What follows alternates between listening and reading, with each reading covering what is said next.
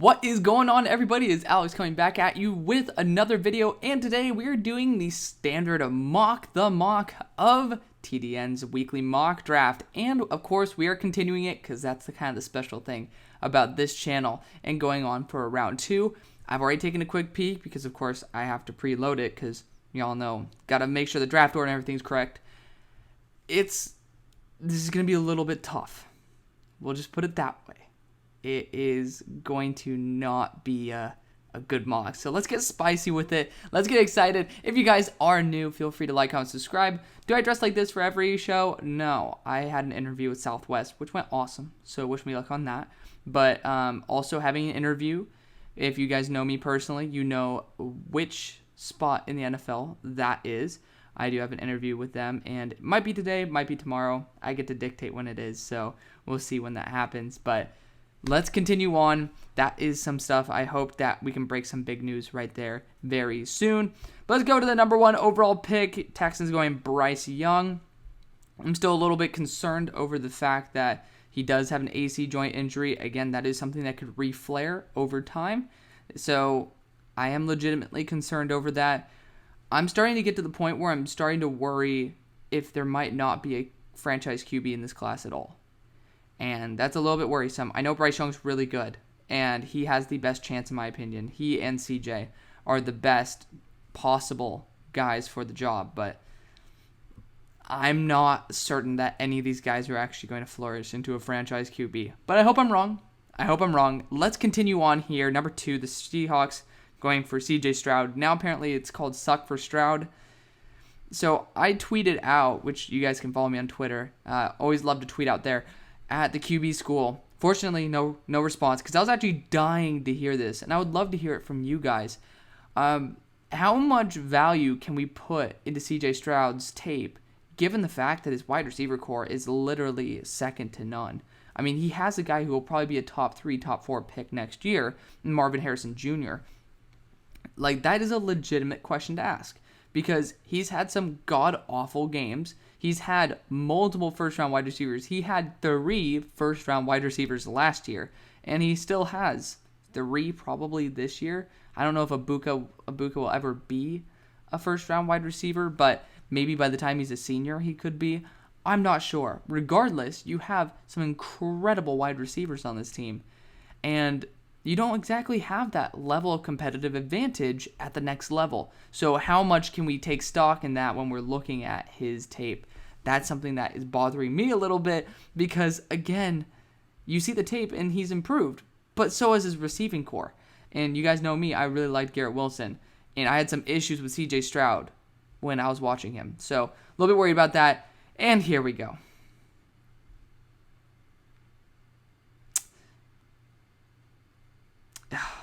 Kill me now. Jalen Duncan. So, yes, I meant to put that pause in there because I find this absolutely atrocious. I don't think Jalen Duncan's worth a 3rd-round pick, let alone the number 3 overall pick. There are a vast amount of offensive tackles better. And I have watched Jalen Duncan almost every single week, praying to God that I see what these people see in him. He's just not that good. He really isn't. And they're talking about a left tackle with more upside, with extra development, and massive frame, true athlete. That's literally just Javon Foster.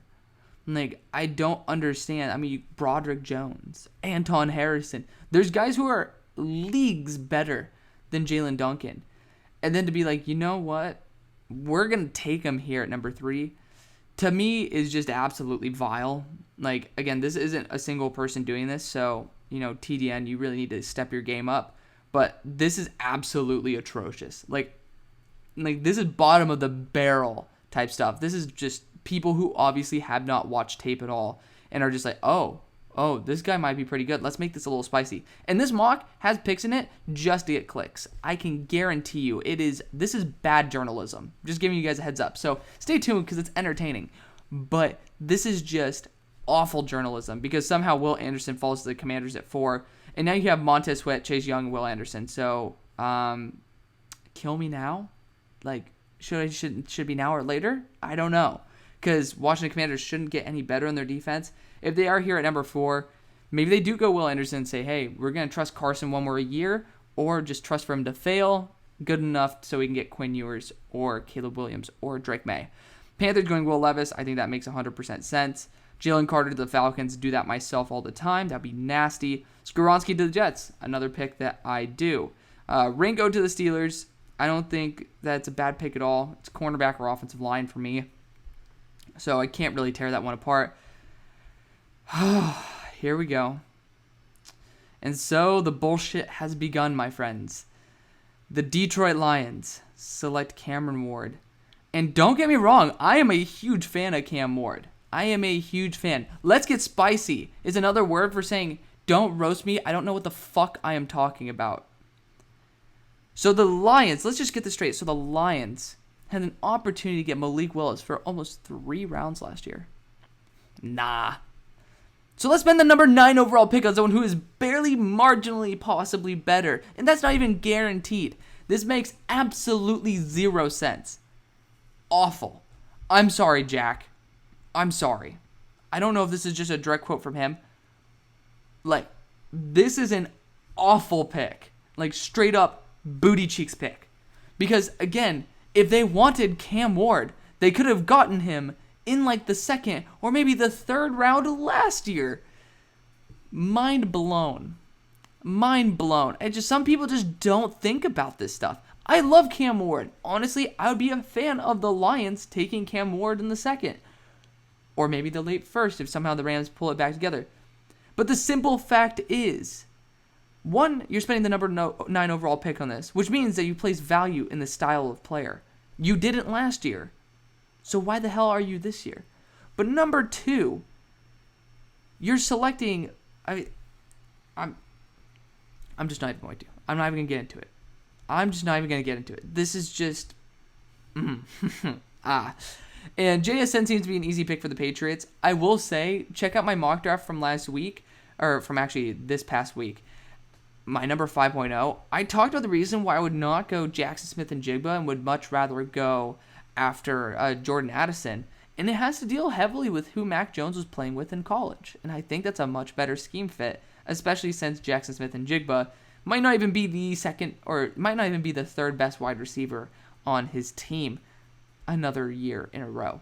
So, I'm just saying. Cam Smith is next. I think cornerback is a solid position to target for the Giants, especially at this point. But I'm not as high on Cam Smith as other people. Trent Simpson to the Eagles. When are people just going to learn that the Eagles are not drafting a linebacker round 1? They have Nakobe Dean who's developing. Yeah, they have TJ Edwards as well as Kaiser White up for contracts. But there's just a certain point where you have to understand either you're just doing this because you want Eagles fans to comment about it, or it's just you don't understand Eagles football. The simple fact is, I've tried to force a linebacker to the Eagles so many times. It's not gonna work. Howie doesn't draft linebackers in the 1st, and now linebacker isn't even that big of a need. So they've addressed usually the holes in free agency and get the good value in the draft, because that's what Howie's randomly done now. It just doesn't make sense to me. It doesn't make sense why people just do not learn their lesson. Trent Simpson's a really good player, but it makes absolutely no sense to the Eagles. Jaguars going Jordan Addison. I don't think another small wide receiver is going to get the job done. You need to get a big X receiver, and I guess I'm going to spoil it. My new number 1 wide receiver in the draft, Quentin Johnston, is a perfect fit for that. I mean, he's better off as a 1B instead of a true 1. Yeah, okay. No one ever thought Christian Kirk was a true 1. No one ever will. Again, take a shot for my boy Mark out there. Shout out to him. But, yeah, I mean, I want to hear Mark's thoughts on this. Of course, Jordan Addison would be a good player, but I just don't think the guys on the board warrant this pick. And here we go again with the people who just do not understand what's going on in college football right now. And we all slip up, but this is time and time again in this mock draft where these guys who are making this just do not understand what's going on. Kayshon Boutte in the 1st. This guy had 2 targets, 1 reception for 4 yards in a very recent game. This guy has had issues getting reps, getting the ball in this offense. Simple fact is, if he comes out this year, there's no way in hell they're going to take him in the 1st. Injury concerns, dropping concerns, and the fact is, he hasn't put up stats. that doesn't bode well for going to the NFL. And honestly, there's no reason for him to come out. So genuinely, this is not a good pick at all. If you wanted to go Quentin Johnston, sure, that'd be nasty with him and Nico Collins. But I do think there are much better positions to target at this point. And there's a lot better players even at the wide receiver position. A lot better. So another bad pick. Cardinals going Porter doesn't exactly fit their style. However, it's BPA, and I think Porter's a top 10 player. I think he's a top 10 pick when all is said and done. Murphy is a stud. Don't know why you'd be adding him to the Raiders, but again, BPA sometimes outweighs everything else. Also, Chandler Jones and Max Crosby could, of course, let Myles Murphy kick to the inside. Paris Johnson to the Titans, I think that's perfectly fine. Broderick Jones, love it. Big fan of that pick. Of course, I'm liking these picks because these good players are falling because crap players are being taken above them. So I'm on like a vengeance right now. I'm on a tear. It's just because this mock draft, as someone who devotes pretty much my entire life to being able to build these for you guys, it just sickens me when these companies make a lot more money than I do because of the fact that they have this name and this notoriety, and they put jack shit in terms of their effort into this. So apologies for the vulgar language, but this hits a little bit deeper because I genuinely want to put out a good product for you guys, and these people just want to get that cash, and it's stupid. It's really stupid. The Seahawks going Brian Breesy. I'm not as high on Breesy as everyone else is, but I can understand the desire to go after that pick. Eli Ricks. Wait for it. Bad journalism. So I was alerted. So I was actually someone who did do this, continuing to put Eli Ricks in my mocks. So what I didn't realize is the trend. I realized his reps were going down, but I didn't understand that it was going down to the point where he was playing only a couple snaps in certain games. The simple fact is, this class is stacked at corner, and if Eli Ricks is not playing snap after snap after snap, he is going to say, hey, I can stay another year and be a top 10 pick in next year's class when all these other really good corners are flushed out of college. I don't get it. So, again, he's not even playing right now. There are some really damn good corners on the board. I think the position is fine for Dallas, but you need to understand. You need to understand that if somebody's not playing a lot and you're in a stack class, there is a high chance of them returning. And there's also just better players who played more recently. So, again, I'm happy I see this. But you have to understand the rest of the class. And Eli Ricks is not even a top 5 corner in this class, especially when you don't even factor in his playing time. Foskey's looking a lot better. I just don't really think that going edge for the Vikings is I would not call it like talking about a luxury pick, but you're saying too many pass rushers. You don't draft those in the first round. Again, you go BPA in the first. I don't think Foskey's BPA. Foskey's a really damn good player, and I am going to be moving him up my board. I do need to rewatch him again for the 4th time because he does look a lot better. I saw him versus BYU this past week, and he looked a lot better. Regardless, when you have positions like corner that are going to be completely vacant, when you have even defensive interior could be a position to identify a potential like long-term answer for. You could even look at quarterback. There's Anthony Richardson on the board here. Somebody who I was thinking about myself. There's just so many better options that you don't spend a BPA pick on someone who, 1, is not BPA, but 2, is not even a position where you would actually get any use out of him. Danielle Hunter and Zadarius Smith will probably be here for a while. So there's no real, you're not even getting the value of oh, well, these guys will leave and we'll save a lot of money by having Foskey coming on to his 2nd year, and they will be gone, and he'll be ready to just hit the ground running. I don't get it. Again, Michael Mayer, people are going to fall off the train when he tests. He's just not as talented as people say. I just literally rewatched him last weekend, in this past week, and he's just not as good as people say he is. Again, we're in a tight end class that has a lot of dudes who are very unique. And you do not need to spend a 1st-round pick on somebody who is not a god-tier separator. He doesn't separate. People say he's like Gronk, but at least Gronk could separate. Michael Mayer, again, I still think he's a really good player. I still think he's worth a 2nd-round pick. However, he is not there in terms of being worth a 1st-round pick. So That's where I'm going to be at right there. Again, I don't think a tight end should go in the first in this draft. But then you got Darnell Washington. He is freaky. 6'7", 6'8", 270 pounds. He is weirdly slow and fast. Like, this dude, it depends. I don't know if it's his effort. Maybe it's the camera angle. But when you watch Darnell Washington move, there's points where he's running at a very high speed. But it just takes him fucking forever to get there. And I just don't see him being a first-round player. I don't.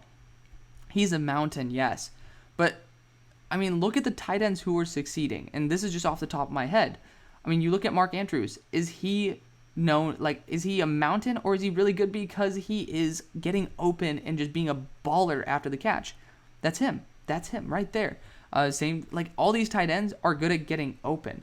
Darnell Washington is just a physical freak that I just don't think will translate, given the fact that the level of talent jumps in the NFL. Linebackers are better, safeties are better, corners are better at dealing with these guys who have very large size. I mean, hell, Chase Claypool was a monster. He's like 6'4", 250 coming into the NFL. Pretty sure he slimmed down quite a bit. But still a physical specimen, and these corners are actually able to handle him, apart from one game versus the Eagles. So I just don't think it will translate. I could be wrong, and I'll be very happy if I am, because I would love to see a 270-pound tight end just ball out. But it just doesn't make sense with pick number 23 when you do have other positions to target. Detroit Lions going Christian Gonzalez, I think addressing a cornerback position more than fine. It does not make up for the awful pick of Cam Ward, however. And then, of course, when you have a 250-pound, very solid linebacker in Noah Sewell on the board, let's go after a 228-pound linebacker in Henry To'oTo'o. I do like Henry To'oTo'o, but he is a significant tier lower than what we see with Noah Sewell. I don't get it. I really don't. He's not worth a first-round pick. The only reason he was is if I took the other guys earlier, and this was kind of like the sloppy seconds. Not a fan. Not a fan. And then again, once again, tell me when a Shanahan-style offense drafts running backs high. They don't. They maximize their value on these running backs by getting guys who will be situationally perfect. And then they swap out dudes when they're not the right fit for the situation. Yeah, you can have a 3-down back, but if you can spend a 4th-round pick and a 6th on some running backs that do really damn well, and they have the equal amount of impact that Bijan would, with them combined, and you can use this on, let's just say, Noah Sewell, or you can talk about another corner. It just doesn't make sense. Or a tackle. Hello? It just doesn't make sense to me. Doesn't make sense. It just obviously it does not compute. Doesn't. And then Jordan Battle, the battle of mid himself. That I'm gonna literally call him that. Battle of mid. He just is okay in everything. And the simple fact is, the threshold is a lot higher in the NFL, which means you're not gonna be great in everything. I could be wrong. I have to rewatch him again this year. But simply put, last year, he was meh at best. I said he's like a 4th-round pick, and people are still saying, oh, he's worth a first. Safeties aren't even usually worth a 1st-round pick. And there's a lot better ones than Jordan Battle. Jaren Hall... Oh, my lord. Here we go. We are continuing the hate train, because I have never been on Jaren Hall hype train. I think he's a good quarterback. He's 25, and he is making stupid errors, and he's not even able to play that well versus Notre Dame. And again, if you're drafting Tom Brady's successor, you might as well swing and try to either whiff or hit a damn home run with Anthony Richardson. If that's the case, you better do that. I don't get this love for Jaren Hall. I've heard he could be running in the 4.4s. That's awesome. Doesn't really fit the Tampa Bay Buccaneers, but that's awesome. I just don't get, why are you drafting a freaking 25-year-old? It feels like Brandon Whedon back in the day getting drafted with 28 years old. Don't get it. I don't get it, and I still won't. I won't until I have to rewatch him again, because apparently I literally watched him this past week every single snap. He doesn't pop off as a 1st-round QB. He makes a lot of mistakes. And at your age, at 25, you really shouldn't be. You need to be polished. You need to be like Kenny Pickett, who's just coming in with that moxie. I don't think Jaren Hall has it. And also, he's behind BYU's offensive line, which is comparatively a lot better than most NFLs. So 29, the Chiefs going Zay Flowers. I love Zay Flowers. I don't know if getting, I guess you can get shorter. That's fine. Honestly, I don't mind this pick at all. I think Zay Flowers is a good weapon. I don't know if they go for it in the first, but I still love Zay Flowers, and I'm happy to see that he gets representation. Then the Eagles get Jameer. So in a class where you can get Blake Corum, like for the Eagles, when I'm looking at their roster right now, Kenny Gainwell is going to be much better as a receiving back. I don't know why you'd get another one where you can get Blake Corum, who can literally punch someone in the mouth and leave them with like teeth dropping out. Like, he is unbelievable. That would be the running back I'd choose. I don't even think I would do that though, because you went linebacker first. You know, there's edge, which there's a lot of really good edge rushers on the board, and there's also corner, which there's a lot of really good corners on the board. We still have guys who are in my top 10, guys who are in my top 5 on the board right now. And you go running back. Again, I don't get it. And then the Bills go Voorhees. I love it. Honestly, we're ending off on a good note. I'm a big fan of Andrew Voorhees, so happy to see that. Let's kick right into the mock draft. Let's pray that my OBS has not completely screwed the pooch on this one, but if it has, I'll still upload this for you guys to have some fun content. Obviously, I have interviews I have to get to, so trying to be able to squeeze you guys into this because I love you guys. I want to give you guys some good content. So if my face is freezing, at least you guys can hear the audio and see the screen. Pray to God. So let's go into round 2. Now we're back with a team that drafted Kayshon motherfucking Boutte. Like, I swear, I feel like they took the PFF draft simulator and just like took it for a run. Like, so we took Kayshon Boutte as well as Bryce Young. You know, I mean, for me, I'm looking at Andre Carter here. I would love it. Garrett Williams, I would love it. Like, legitimately, Quentin Johnston, I may say, hey, screw it, we're going to get another one. Like, there's just so many good options here. Noah Sewell, pair him up with Christian Harris, have a nasty young linebacking core. I'm going to go after, I mean, there's an even better edge rusher who's on the board, who I got to show some respect to. There's 2 guys who aren't even listed here. This is going to be Jared Verse out of Florida State. Yeah, I have him as my number 3 edge rusher. At this point, that's where I'm going to start taking ceiling because it's the 2nd round pick. I mean, there's no reason why he should not be included in first round mocks unless you're saying it's because he's injured. Pick number 33, the CJ Stroud commanded Seattle Seahawks. With the 2nd highest graded deep passer in the NFL, of course, in Geno Smith. God forbid. They have taken quarterback as well as Brian Breesy. So for me, I'm down to Andre Carter getting another edge rusher across from Boye Mafe, or going Garrett Williams here and just truly stacking up that corner core. The fact is, I have Garrett Williams in my top 10. I think this guy is top tier. Having him and Tariq Woolen would be nasty. Kobe Bryant's more of a 3/4. And honestly, it's BPA at a very high value position. I'm going Garrett Williams here and locking it down. The Bears are on the board, and they whiffed on their first pick. So, RIP. So, they got Jalen Duncan. But now, it's time. It's time that I give him a true wide receiver 1. Quentin Johnston, the wide receiver 1 in the class. Pick 35, we have the Broderick Jones added. Is that the right way to say it? So they just added Broderick Jones, the Colts. Now, this is the Washington pick, because I do think they'll stick with Commander Wentz. If they don't, we'll switch it back. But I don't really think this is going to be like monumental in the history of Hail Mary sports if that happens. Regardless, I think a position we could target is wide receiver. There's some really good ones on the board. However, I know that there's going to be some really good ones later on as well, because I'll probably forget about them. Just to be 100% blunt, PFF does an awful job of listing guys. So I actually really want to go after a corner, however. And there's some ballers on the board. Tyreek Stevenson, Jalen Jones. And I think that is a really good position to target right now. So I'm going to go Tyreek Stevenson because I know that you can get a returner out of him as well. He's a really good special teams player, but not only that, he's a very good lockdown corner. He did end up getting toasted again on a post route. I hope that can change, but if you have Stephon Gilmore, this is a guy who would be perfect to learn under him. Big fan of Tyreek Stevenson, 6 foot, 212 pounds. Pick 36. Now with Will Levis, the Panthers. I'm going to go Andre Carter. It looks like they're dismantling their team. You have to continue getting dudes who can make a big impact. Andre Carter is also a really good PR move because you can't really get pissed off at somebody who is in our armed forces. So for a team that's in the shit right now, Andre Carter would be a very nice addition, talent-wise as well as PR-wise. Pick 37. Now with Jalen Carter added, the Falcons are on the board, and I'm going to be going a corner here. I'm going to be going Jalen Jones, and we're going to just say it's Noah Daniels, out of Texas A&M. He is my number 2 corner in the class.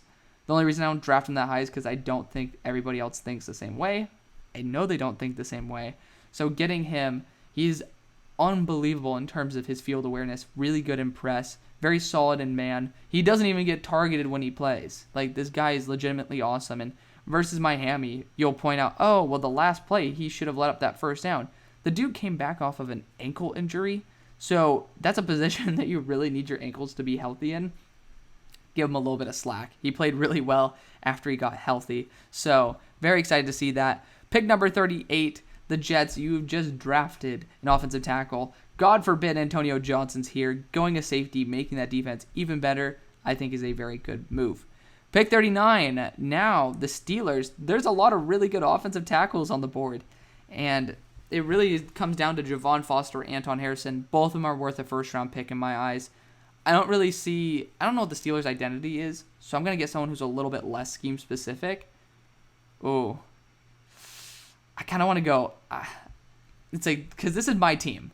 So would I rather have Anton Harrison or Javon Foster? I know Foster will have more stumbles early in his career, but I'm going to take the upside. Honestly, you can't get much worse than Dan Moore. So Javon Foster is my dude. He's my number 8 player in the class right now. He is god tier. He's graded out as tackle 1. I think he's actually number 7. So big fan of Javon Foster. Just watch his game versus Georgia. You'll understand. And like his athleticism, his play and athleticism are just through the roof at the moment. So I'm riding high on the Javon Foster hype train. Pick number 40, you have the Leones, where you went Cam Ward and Christian Gonzalez. I just don't even know what to say. This is going to be Noah Sewell, though. This is like literally your dream scenario to have Noah Sewell fall. I mean, if you went Christian Gonzalez there at pick 9, and then you went Noah Sewell in your second first-round pick, and then you went Cam Ward, I might be a little bit happier. Pick number 41, the Patriots. Jackson Smith and Jigba added to the roster. I honestly think that when you do analyze this team, cornerback is another position you could target. I know Jack Jones has been really good, and that's great. But I don't know if he's going to be consistently good in the long run. I do have guys like Clark Phillips that I think would be a really good addition because he adds depth and he can play on the boundary or in the slot. They've been able to maximize guys who have a lower weight. I think that's a good option for the team. Pick number 42, the New York Football Giants. So you guys went after a corner in round 1, and I think that was Cam Smith. This is going to be a quarterback, and this is going to be Anthony Richardson. He falls to the second. God forbid. But he does. And you also take him away from the Saints, where that would have been absolutely insane. Obviously, Sean Payton would have come out of retirement just to bring Anthony Richardson to the fold. However, Tanner McKee is here, and I'm going to take it. I'm going to take a chance. You know, you guys are actually able to win with Andy Dalton at the helm. I think you could do a lot more. Tanner McKee. Pick 44. Now with Jordan Addison, the Jaguars are on the board, and we have some really good players here. I hate to be boring, guys. I'm sorry. I'm going to do it again. Guard out of Florida, Osiris Torrance. You have to build the offense. The offense needs to be the identity. The defense already has its own. So continue developing it. Probably the right move. Pick 45. The Browns are on the board for the first time. And I'm going to go Gervon Dexter here. I know wide receiver could be addressed, but I honestly think there's a lot of guys who would be there in the third round. Don't really know about the defensive interior, and Gervon Dexter's a beast. Pick 46. Now Joey Porter is on the Cardinals. I think you could go after another wide receiver if you wanted to. Don't think that you should, But I think this is the best case scenario because you're getting a center replacement for Rodney Hudson, who is definitely contemplating retirement. So he's, I think, the number 2 overall PFF graded player in college football. It's a good sign. Pick 47, the Raiders are on the board, and you guys went after Myles Murphy. So you guys, God forbid, you guys get Anton Harrison. Looking at teams who could have used him, I honestly don't see it. I don't see it. So this is, it's logical. Anton Harrison taken off the board. Pick 48, with Paris Johnson, the Titans now look towards the wide receiver realm. And I think a great option for that is not Tyler Harrell, who I don't even know who the hell Tyler Harrell is at the moment. It is going to be Xavier Hutchinson to be able to replace Robert Woods, top-tier wide receiver out of Iowa State. Big fan. Pick number 49, we're back with the Colts. And with our other pick, we went Tyreek Stevenson. This one, I think going after a wide receiver is not a bad idea. Josh Downs is a guy who I think would be a very good addition. I watched him recently. He separates very well.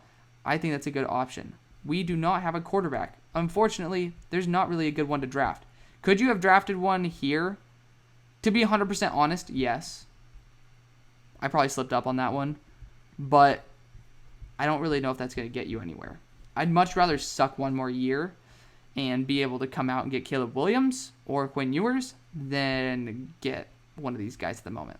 So pick number 50, the Seattle Seahawks via Denver already have kind of addressed a ton of positions. You got Garrett Williams here. You have quarterback already taken as well as defensive interior. Where is it? Brian Breesy.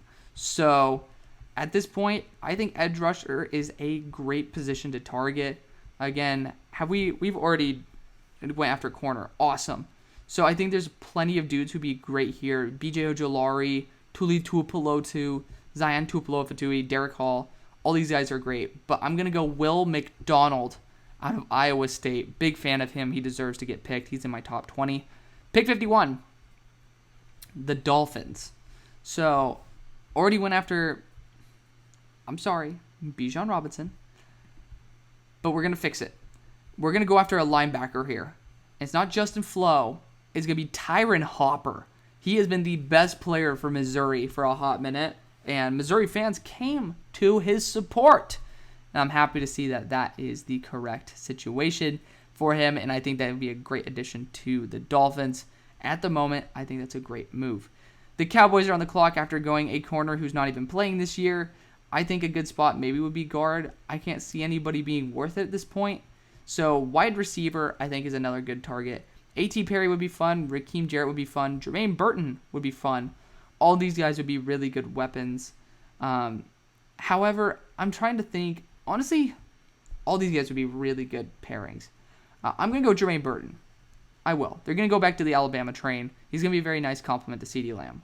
Pick 53, the Vikings, who went after, of course, an edge rusher, are on the board. You need to go corner, and Chris Abrams-Drain is a really good option. I don't think you need a slot.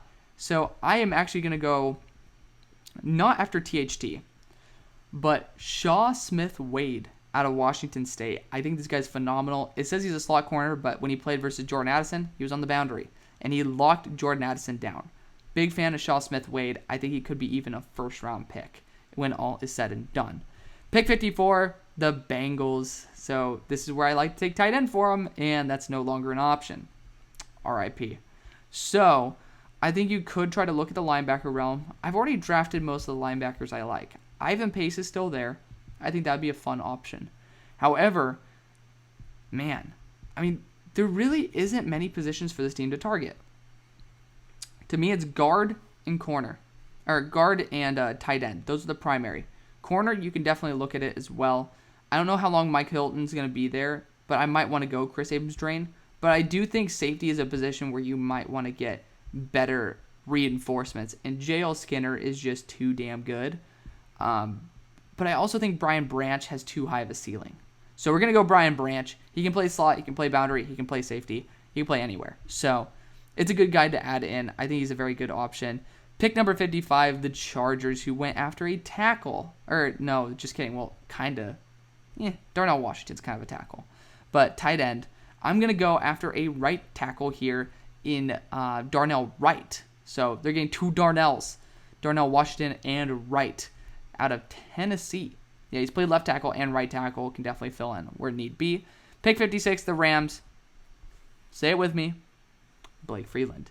I think that he was perfectly fine. He boosted his run block, but he also reduced in a couple categories. So Blake Freeland, definitely a really good player. I think he's definitely worth that second-round pedigree. He's a late second to me, so for a team like the Rams that desperately need the help, it's a good option.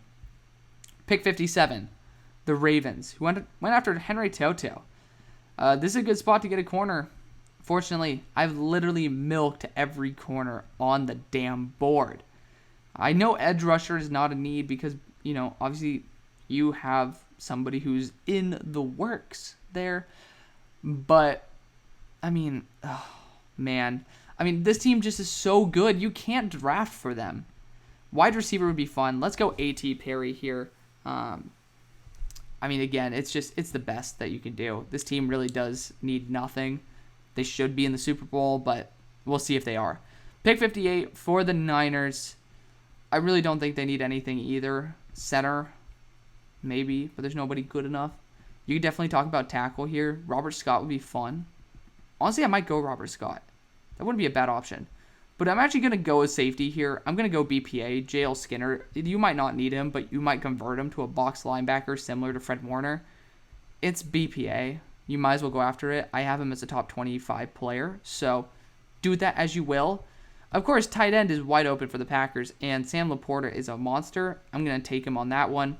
The Buccaneers are here and now commanded by who they get in the draft? Not Tyler Van Dyke. Am I tripping? Who do they draft? Because I put that as a placeholder. Jaron Hall. Jesus.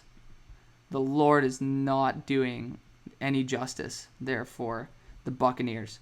They have a stud defense. They might want to continue living through that. However, when there's a guy like Blake Corum on the board, you just can't ignore it. The Chiefs are back on the board. I would have loved to go Blake Corum for him just because, again, really incredible value. I have him as a top 35 player. But, again, you're in a position where you can just draft whatever the hell you want. And I'm going to go Tyler Davis. Fun fact, DeVare Levelston, where is he at? Hold on, we're pulling up DeVare. I went to my class the other day, and we have name tags that we pick up because it's a big class. And then I saw his name, so apparently he's in my class. It's kind of cool. That's the weird thing in college. My friend Carly, she was in class with Keaton Slovis in guitar class. Crazy shit like that happens in college. Pick 62. Now Jahmyr Gibbs as well as Trent Simpson. The Eagles are now going to look at an edge rusher here. And, Darrell Shawmee's awesome. I'm a big fan of Darrell. I might take him here. And I think I will. He's physically different than the other guys. And I think he's a great understudy to Hassan Reddick. So Darrell Shawmee going to be my dude there. And pick 63 for the Bills. I always like going DB for them. Jalen Catalon, when healthy, is certainly worth the pick. So let me know what you guys think. Thank you guys so much for watching. See you on the far side. Peace.